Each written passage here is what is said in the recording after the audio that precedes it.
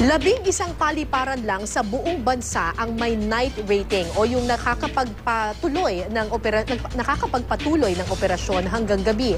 Ang ibang paliparan walang sapat na pasilidad para gabayan ng mga eroplano sa dilim. May news to go si Bam Alegre.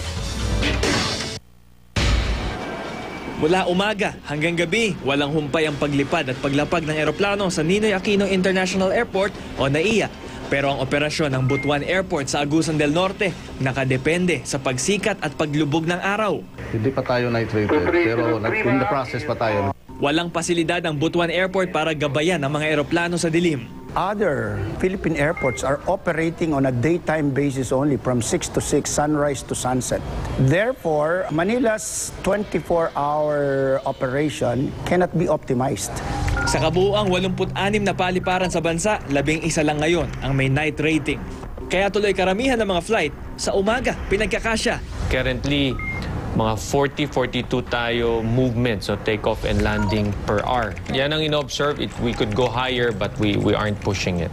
We're talking of very expensive aircraft. They are in the hangar at night, not being able to generate revenue for the operators and not being able to help in the expansion of the economy.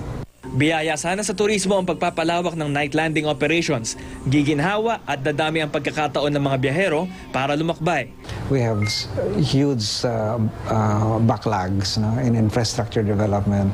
We are giving a high priority to connectivity between, say, the port of entry to the tourist destinations. Pero higit na nakababahala para sa mga eksperto ang panganib na hatid ng kawalan ng night landing facilities. Flights out of the provinces have to hurry up and take off at round about 5:30 so that the flights won't be caught by sunset.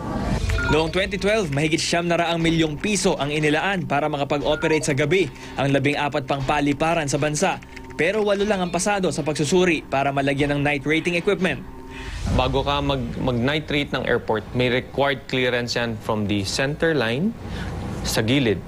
Dapat walang bundok na ganitong kalayo sa runway.